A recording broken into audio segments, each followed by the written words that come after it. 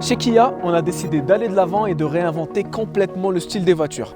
Pour y parvenir, rien de plus simple. Ils ont recruté des designers de renom, à l'image de Peter Scheuer qui est à la tête du design et qui a fait ses preuves chez Volkswagen et chez Audi.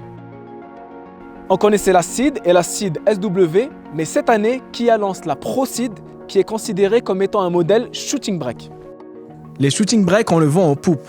Tout comme la Mercedes CLA Shooting Brake ou la Porsche Panamera Sport Turismo, Kia propose un shooting brake dans sa gamme de produits. Cette voiture se caractérise par une ligne de toit très plongeante afin de dynamiser sa ligne. La Pro Ceed est censée attirer une nouvelle clientèle, forcément plus jeune, et à la recherche d'une familiale qui a du style. La partie avant de la Pro Ceed ne change pas énormément par rapport à la Ceed et à la Ceed Brake. En revanche, la face arrière est totalement inédite. En plus d'avoir un toit qui est très incliné, la première chose qui me saute à l'œil, ce sont ces feux qui sont très effilés et qui sont reliés par ce bandeau lumineux. Il n'y a rien à dire, c'est franchement bien dessiné, d'autant plus que ça me rappelle une Porsche et à pire comme référence.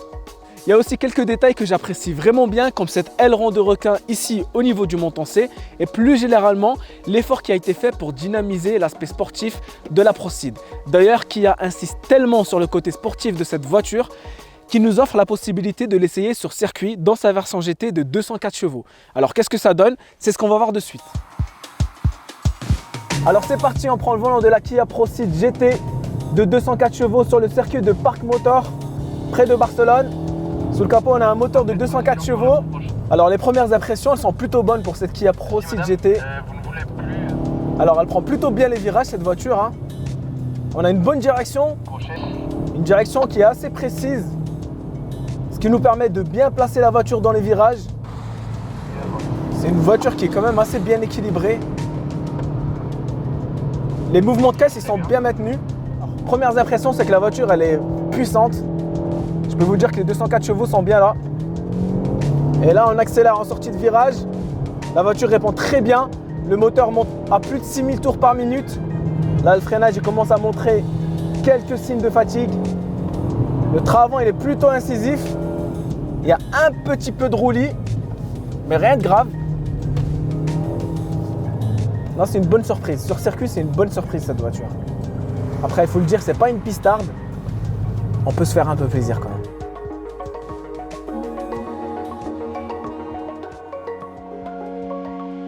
C'est un intérieur assez classique, bien qu'on voit que Kia essaie de faire des efforts pour se démarquer des autres constructeurs généralistes. Ça reste quand même assez sombre pour ne pas dire germanique. Elle a été conçue en Allemagne, bien qu'il y ait quelques éléments gris, comme ici au niveau du volant, au niveau des bus d'aération et ici au niveau du levier de vitesse. Mais ce qui va intéresser le plus les clients, c'est l'espace qu'il y a à l'arrière. On est sur une voiture qui est plus grande et plus basse que la Ceed SW, mais qui conserve le même empattement. Donc au niveau de l'espace aux jambes, c'est plutôt bon. Et en ce qui concerne l'espace sous toit, Kia a simplement baissé l'assise pour dégager le maximum d'espace. Au niveau du coffre, on est sur un volume de chargement de 594 litres, soit 31 litres de moins par rapport à la Ceed SW, mais ça reste quand même assez correct, d'autant plus qu'on a un seuil de chargement qui est un peu plus bas pour justement faciliter le chargement et le déchargement des bagages. Un dernier point à noter, ce sont ces trappes qui sont situées de part et d'autre de la voiture et qu'il suffit simplement de tirer pour fractionner les sièges et avoir un plancher parfaitement plat.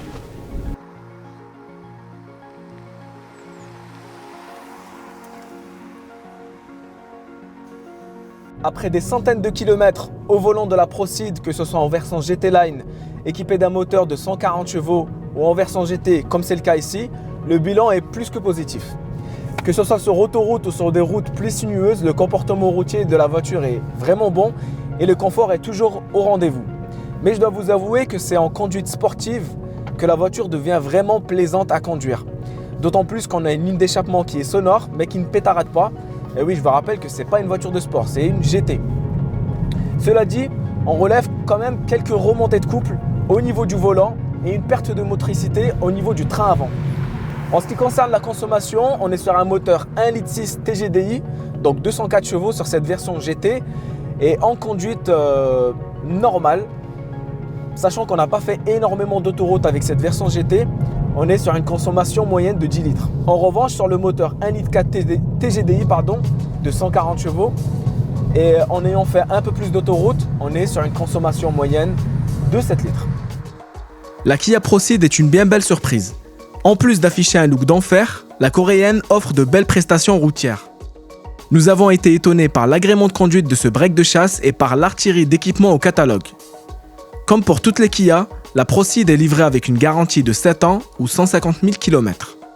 La Proceed démarre à 26 590 €, contrairement à la Ceed SW qui est affichée à partir de 21 990 €. Mais la Proceed a un design plus séduisant et elle est également proposée en version GT, ce qui n'est pas le cas du break.